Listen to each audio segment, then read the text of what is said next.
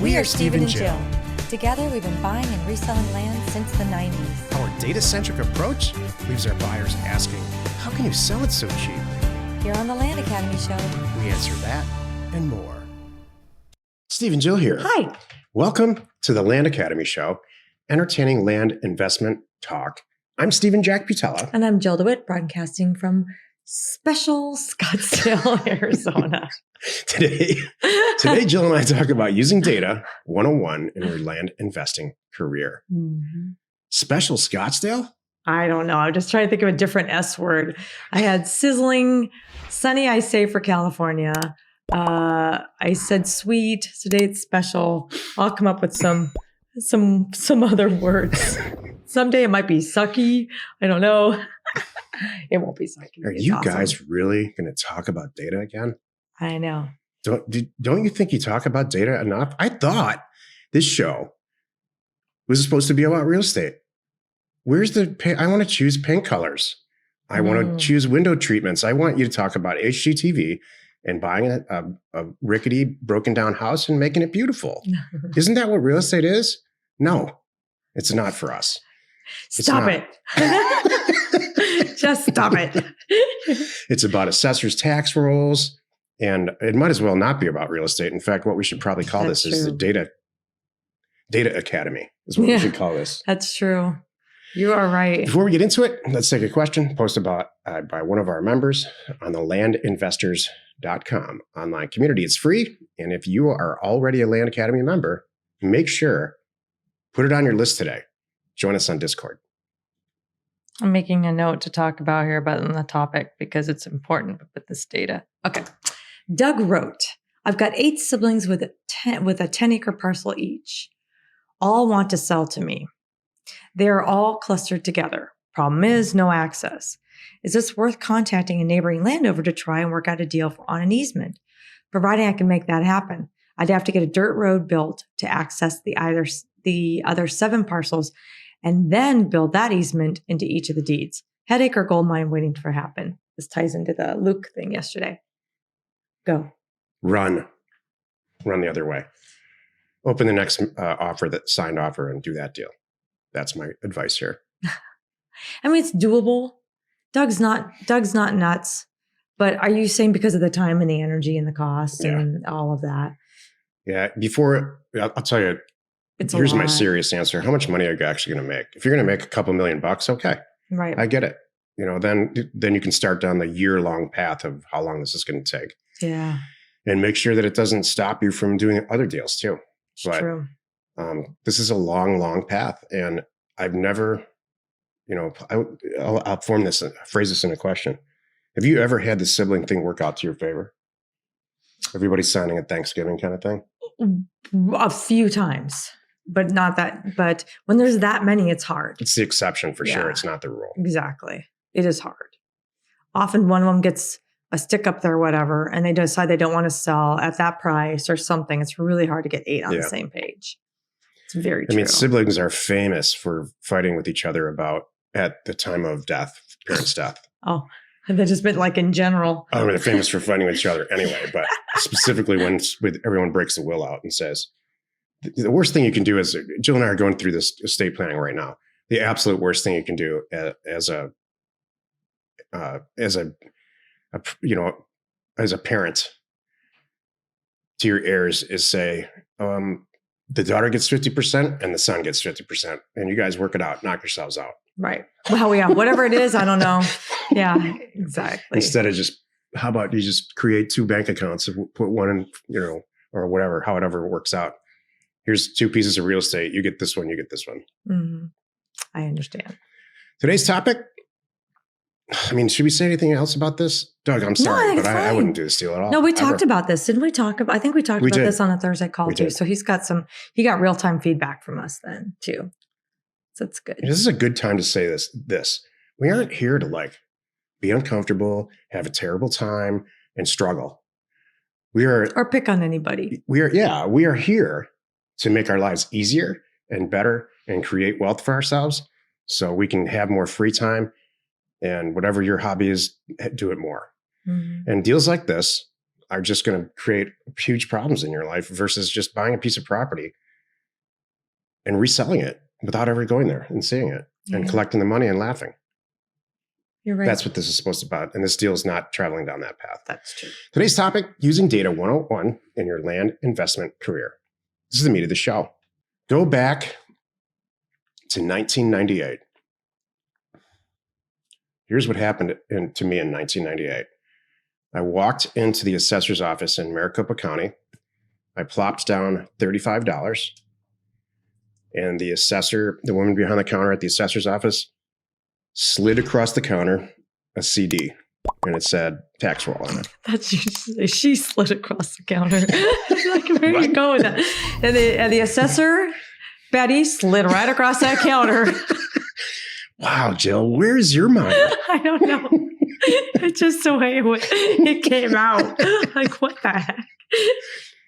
Okay, sorry. You want to talk about sex today? No. Well, maybe, but not now. Yes, but not now. Sorry. She slid across the counter a DVD. And if you saw the woman that slid the DVD across the counter, you would not be thinking. Could she get up on the counter? That's just not what you'd be thinking about. Now I have a whole different image in my head. Understood. She put down the Cheetos. You forgot to say that. And the Coke. Yep, she did for that moment. Cake. Why Cheetos, man? I don't know. Okay. So with a smile on my face, I went back and jammed a thing in my computer at home. And there was the biggest gobbledygook mess of data on my screen that I've ever seen in ASCII to delimited form. Don't ask me to explain. 2 weeks later, I had it all into a spreadsheet, the assessor roll. I had the data in usable form. It took me 2 weeks. And so, thus began my data career path down the road about using the relationship with data and real estate. What was on there? This is 101 stuff. All the owners to every single piece of property in Maricopa County, and there's hundreds of thousands of rows of data, and all the information that the assessor from the county collects in order to value any given property, so that the treasurer can send out tax bills twice a year in Arizona's case. And so I sent a mailer out. This is in the first mailer in 1998, because I was tired of going to back tax auctions. And it was a smash hit. It was an amazing success. I don't know if anyone ever did that in the county where I was sending that data in Maricopa County. I'm going to say probably not in the way that I did it. And so that became my my usability test, or my feasibility test to see if this would work. And it did. And it was expensive, and it cut into my, I had a full-time job at the time, and it seriously cut into my bank account. That's been thousands of dollars to see if something can work. And it really did work. I bought tons and tons of property. So there's this relationship between data and real estate that is undeniable. And I really think that the vast majority, even people that have been very successful people in real estate their entire lives, don't understand the power of sending direct mail and sending out offers. They think it's about the real estate. And I'm here to tell you, if there's one thing that you can take away from the show or this episode, this is not about the real estate. That's part of it. Nobody wants to buy terrible property, although that's appropriate sometimes if it's cheap enough. It's not about that. It's about data and manipulating that assessor role to get yourself a mailer, get yourself a direct mail campaign out in the mail. Since then, fast forward to now, there's companies like DataTree, RealQuest, Black Knight. Those are the big three. Jill and I are licensed providers. And what they do is they do exactly the same thing with the Cheetos lady. They get the data there's 3,400. 3144. Yeah, 3,144 counties in the country. They collect every month, and sometimes more often than that, assessor data, put it into a data format that's usable and consistent, so that a county in Arkansas and a county in Maine are going to look the same from a data perspective. I can't tell you what a luxury it is to have data and just on a few clicks of a keyboard, you can have it all downloaded. What took me 2 weeks back then now takes about 5 minutes. Mm-hmm.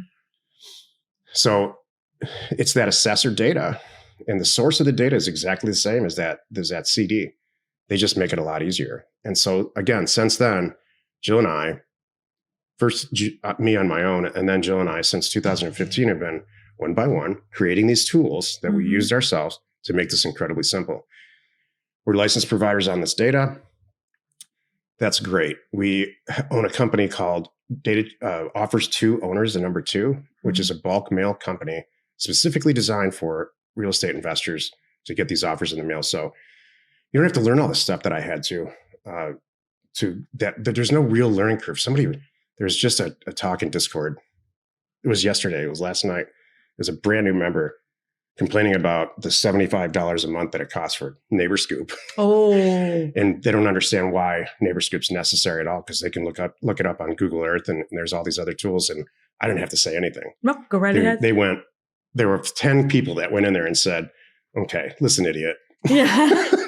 you how much are you saving? That's what it is. Your 2 hours is $75 of your time. Hello. One person specifically said, yeah, these little tiny expenses when you're brand new can add up. I get it. All of us are trying to save money in the beginning. Right. Once you do that first deal, this is what this person said. Mm-hmm. Now it just becomes about time, mm-hmm. because you know it works.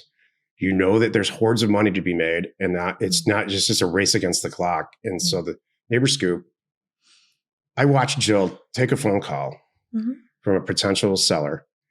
She keeps them on the phone because they're responding to the mailer. Log on to NeighborScoop, and within 30 seconds say, yeah, we do want to actually do this deal. We're going to check it out, and I think the price is probably okay. Mm-hmm. Totally. So, that's the value. It's amazing. I couldn't do that before. 10 years ago, didn't have that.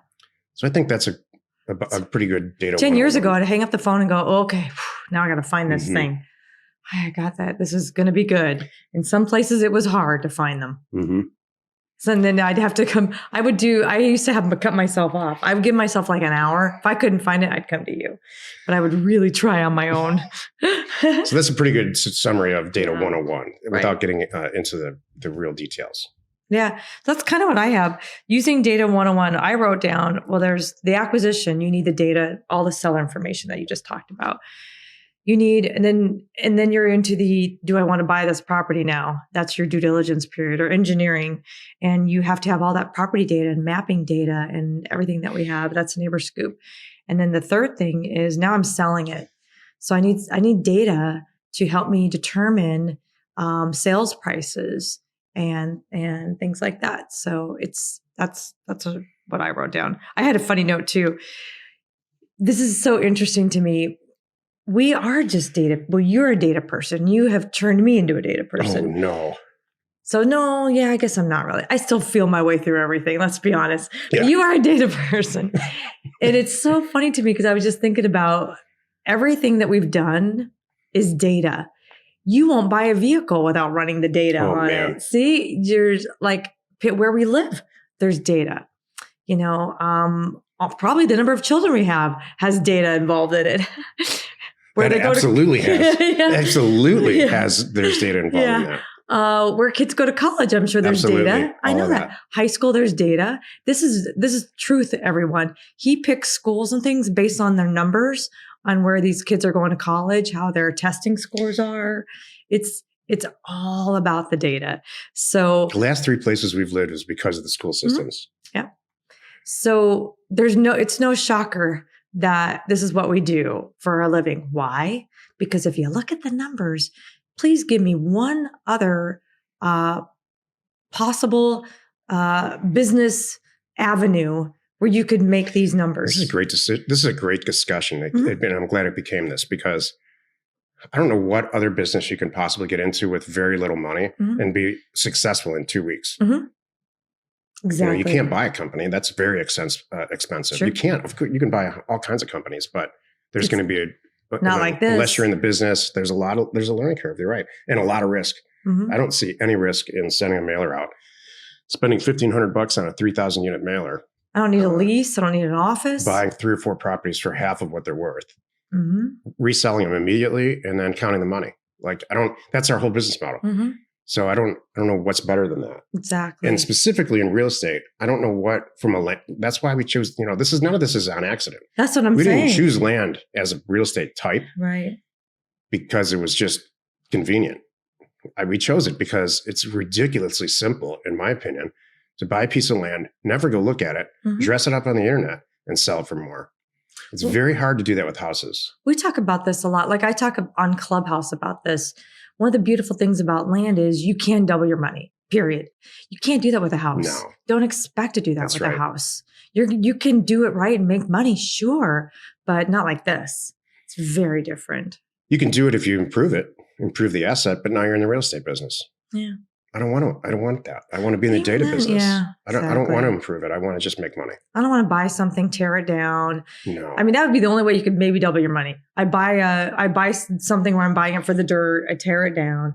I get plans. I make something amazing. But now I'm 2 years in. But even then, whatever asset you buy, Mm-hmm. commercial real estate, trailer parks, I don't care what you buy, you're still sending out mail. You're using data to make a choice. If there's 1,500 trailer parks in a state, everyone should be getting a letter once a month. If that's what you're buying, everyone should be getting a letter once a month with saying, "Hey, are you ready to sell yet? Are you ready to sell yet? I've got it valued at this. How about now?" You'll buy what you want if you Mhm. continue to do that. So yeah, you're still using data there. It's true. It's awesome. Thank you. Happy you could join us today. 5 days a week. You can find us right here on the Land Academy Show. Tomorrow, the episode on the Land Academy Show is called "The Pros and Cons of Leveraging Time versus Money." You are not alone in your real estate ambition. I inadvertently just talked about that. That's what NeighborScoop is. This is true. Here's a hint. Whatever you have the most of, that's what you need to leverage. If you have tons of money, leverage it. You have tons of time, leverage it. Yep. If you're interested in learning more about us or what we do, check out landacademy.com or houseacademy.com. We provide the education tools and support you need to be flipping property like the pros. We're Steve and Jill. Information And inspiration. to buy undervalued property. We hope you find our content valuable and we appreciate your support. If you have not already, please check out our channel and hit the subscribe button. And your comments and suggestions help us to create the content you're here for. Hitting the like button helps to support our channel's algorithm and gauge your interest for future shows.